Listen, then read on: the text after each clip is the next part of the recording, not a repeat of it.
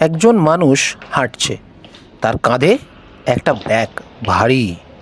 সে ধীরে হাঁটছে, বারবার থামছে, ব্যাগটা নামাতে চায় না।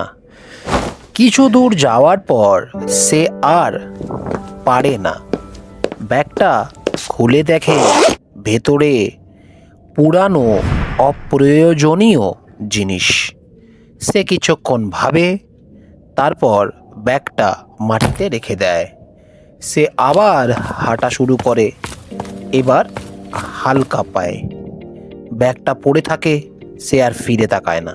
এখান থেকে আমরা এটা শিখতে পারি যে সব বোঝা বয়ে সামনে এগোনো যায় না। জীবনে বহু কিছু জিনিস এমন আছে যেগুলো আমাদের পিছনে ছেড়ে এগিয়ে যেতে হয়, নাহলে জীবনে পথ চলা খুব কঠিন হয়ে দাঁড়ায়।